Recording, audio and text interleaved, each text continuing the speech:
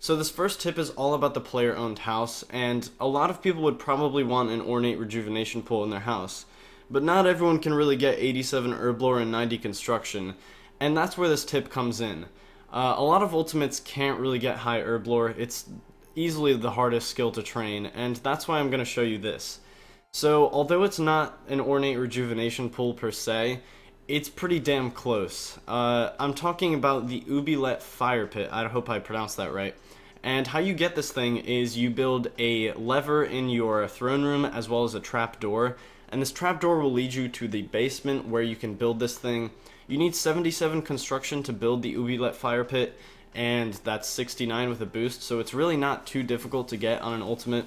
It's at least way better than 82 Herblore and 82 construction at a minimum.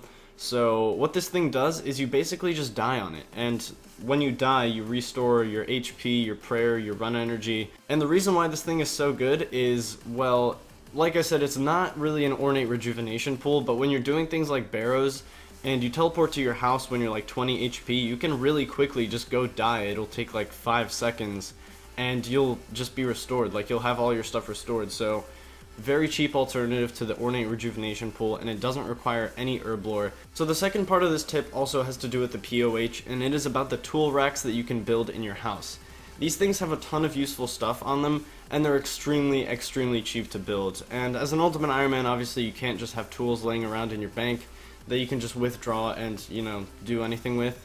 So these things are really useful when you just want like a saw or a hammer and you don't want to run to the sawmill or something like that. And they just have a bunch of like really useful things, such as the molds. So I definitely suggest building them. You can build the first tool rack at only 15 construction, and you can build the last tool rack at 55 construction. For a total of 10 oak planks, you can upgrade through all the tiers, and it's really cheap just for like the usefulness that you get out of it. And another thing that you can look into is actually the teak shelves, which I don't have built personally, but you can see all the things that you can get from on screen. The only useful thing I see from here is the chef's hat if you want to go into the cooking guild, and in the cooking guild you can buy garden pies for boosting up farming. So it's up to you if you want to build that. It's 300k for probably something that you'd use once or twice, but once again, that's up to you if you want that kind of usefulness. So this next tip is all about item locations, and knowing item locations is almost like a requirement on an Ultimate Ironman. On a regular account where you just buy something once, store it, and never have to get it again, this doesn't really matter. But on an ultimate, when you're constantly dropping stuff after you're done with it, it's pretty important to know these. So I'll be showing you the few item locations that I use the most. This first one is the upstairs Varrock General Store, where you can find a spade and a knife. I use the spade here all the time before I found out about the POH tool racks, where you can just get a spade easily. But if you don't have a house yet, here's your early game spade, and if you're far from Varrock, then you can also find a knife in Lumbridge Castle Kitchen. So this next item location is the bronze pickaxe, which is probably my least used one, but it is pretty important to know, unless you want to keep spending GP at Bob, like right next door. I mean, it's really not that big of a deal, but I just like to grab a pickaxe whenever I need to make a steel bar for a quest or whatever. It's pretty nice to know this item location. One of my more common used item locations is the gold bar spawn right here in Varrock, and you can actually telegrab this. I use this all the time when making jewelry. If I need to make like a glory for an elite clue requirement, let's say, then I'd always get my gold bars from here. And it's pretty important to know this because unless you want to be jumping over to blast furnace every time, or if you don't have the smithing level to even make a gold bar, this is a very nice place to, you know, just get a gold bar for jewelry or anything.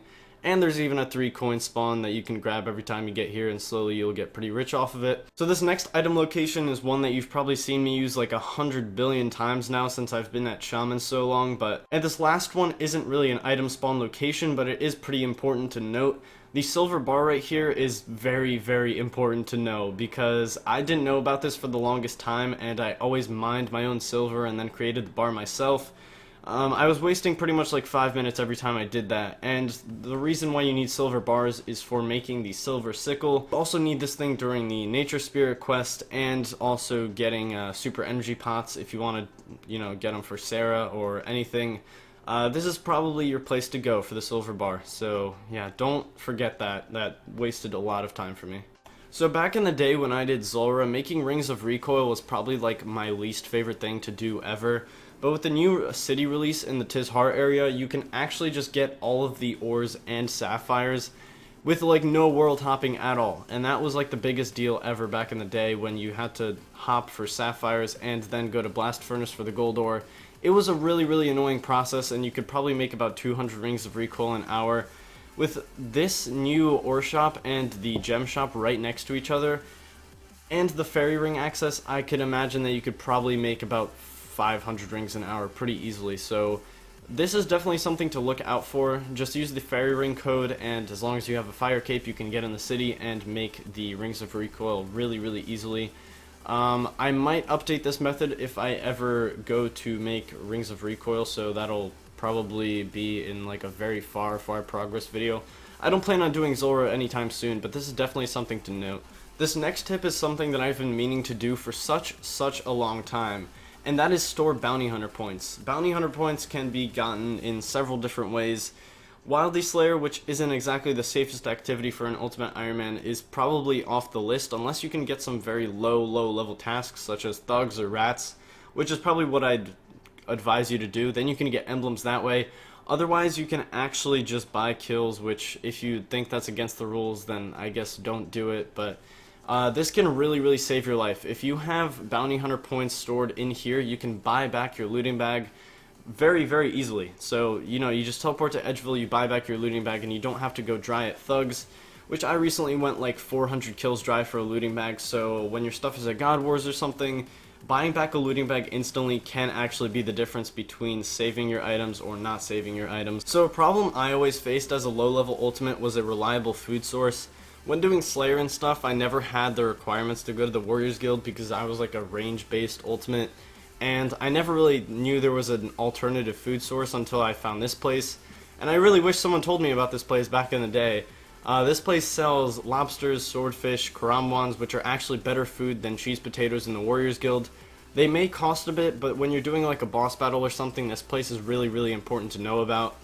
Especially at Zulrah, when you need combo food, karambwans here are definitely like the best place to go, rather than fishing them yourself or buying them from the other shop raw. This place is definitely the place to go for cooked food if you don't have access to the Warriors Guild, and as well if you need combo food for Zulrah. So there are two places in this game that actually can offer you high level runes. One of them being the Mages Guild, which requires 66 magic, so it's a bit high up there for maybe a low level Ultimate Ironman. And the second place is the Mage Bank, which chances are if you play this game you know that's very deep in the wilderness, and you don't really want to risk all your stuff when you're going there. So an alternative to both of these is actually Ali's Mage Shop thingy in Al-Kharid. So this store is unlocked after you complete the Rune Sudoku puzzle, which you can pretty easily solve if you just look up tutorials on the internet. That's how I solved it. I never really like figured it out on my own. I just looked up a YouTube video, it took like 10 minutes and I got it.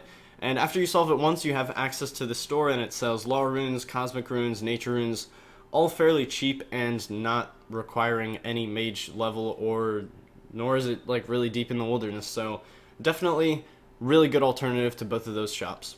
So this next tip requires that you have 60 smithing, and if you don't have that, I guess this doesn't really apply to you, but maybe once you get that, you can start using this thing if you're an Ultimate Ironman. So many of you probably know that you need to pay the workers here at Blast Furnace in order to use the actual conveyor belt and stuff.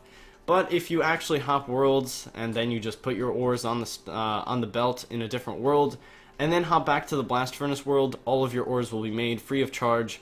And there's a common myth that you don't get XP if you do this, but you do actually get full XP. It's not like, you just don't see the XP drop because you're hopping worlds, but there you go. Free Blast Furnace usage, as this guy says, Dragon Warhammer, oh my god. So I always get the question of, how do I train Herblore as a low-level Ultimate Ironman?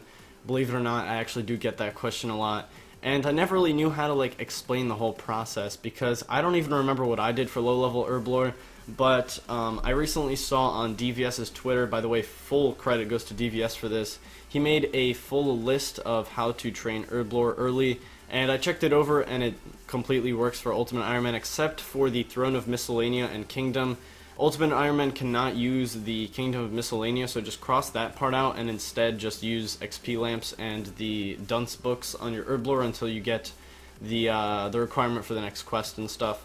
So another tip that I can give you for training Herblore is If you make sure that your Herblore is actually your lowest stat, then you can slowly get like 7k XP a week just doing Tears of Guthix. Otherwise, just use all your diaries, all your lamps, everything on Herblore. That's one thing I should stress. If you're feeling like putting your lamps on like rune crafting or something, please don't.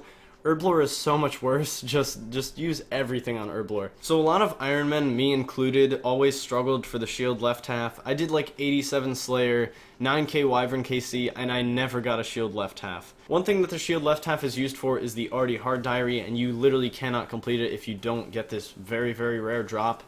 So a solution to getting this extremely rare drop is actually just to kill Gorax, which have a 1 in 250 drop rate of this thing, as long as you're wearing a Ring of Wealth. And you unlock these things after the at least partial completion of Fairy Tail Part 2, which is not like a very difficult quest at all. And you can actually grind this thing out. Like, it's the only monster that has like a full 100% chance of hitting the rare drop table, so it is definitely a solution to getting the shield left half. I personally got mine like 20 kills in when I was going for it, and I always thought it was going to be problematic to get mine because I never got lucky when doing Slayer. But yeah, this is definitely something to consider if you are going for the already hard diary. Easily just get one from here, so yeah. Final method is about Herblore secondaries, specifically red spider eggs, which are pretty hard to get on an ultimate unless you want to go risk Venenatis. This is probably what you want to do. This method is called the Spidine method, and I linked in the description a very, very easy way to do it. It's a video that goes like fully in depth on how to do it. It's really quick to learn though. Like, I had no idea how to do it, and then I just learned in 5 minutes. This is from an old video, and yeah, very reliable way to get noted red spider eggs, and noted Herblore secondaries are kind of like a gift for ultimates. So definitely like consider this if you have super stores to make or something. So that's all the tips that I have for you guys today. Thank you so much for stopping by. I'm really only killing shamans right now still, so progress video next week, hopefully with or without the hammer at like 10k plus KC. I know you guys might not be looking forward to another shamans video, but it's literally all I've been doing. So if you have any other video suggestions that you might want to see me do while I'm just killing shamans, make sure to drop them below. I'm really open to like anything at this point, so yeah. Anyway, hopefully progress video next week. Thank you guys so much. Subscribe if you're new around here, and I will see you next time.